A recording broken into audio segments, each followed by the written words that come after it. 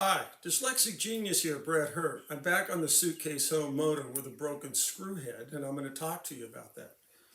What you'll need is a tap extractor.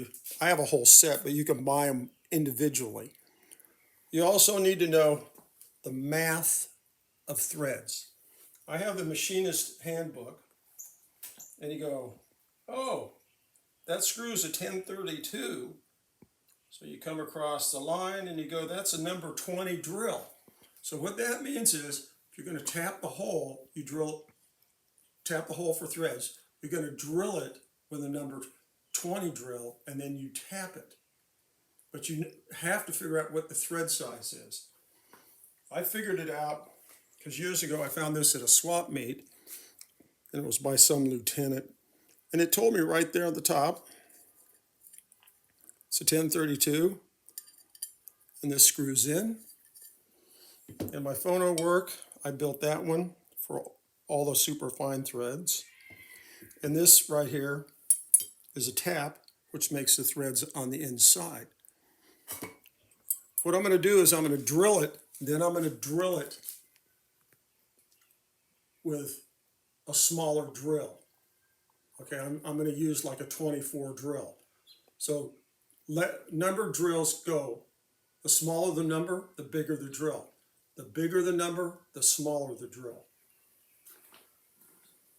You can set it up in a drill press.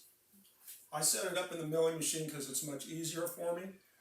But you're going to have to figure out how to mount it so you can drill. I'm drilling from the inside out.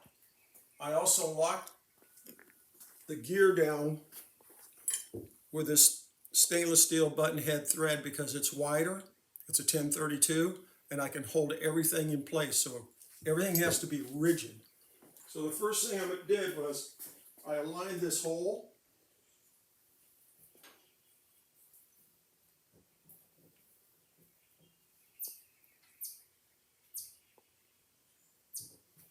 I found the biggest number drill I had to get into the hole.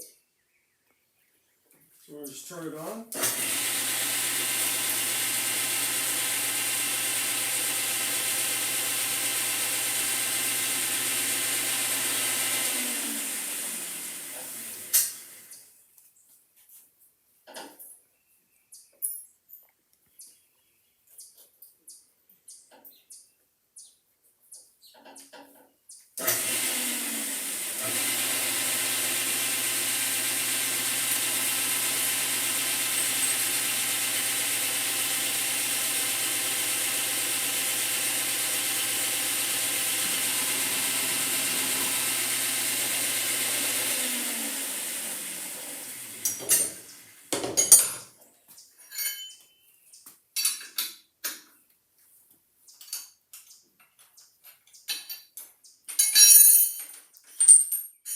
When you drill these, rigidity is the key factor.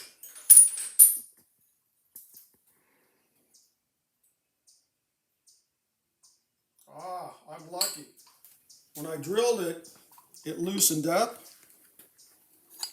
I took the pressure off. I called the customer and I told him we're putting these stainless steel ones in. Popped out.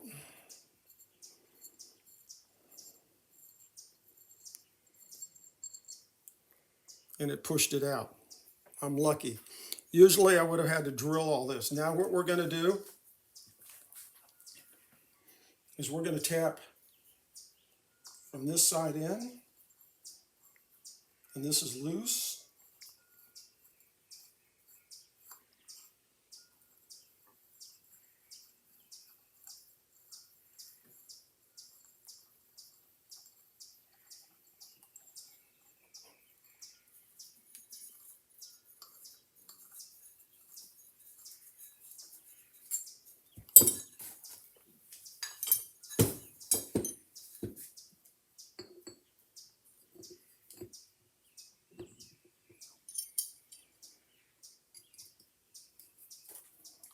This screw is a little bit longer than the original.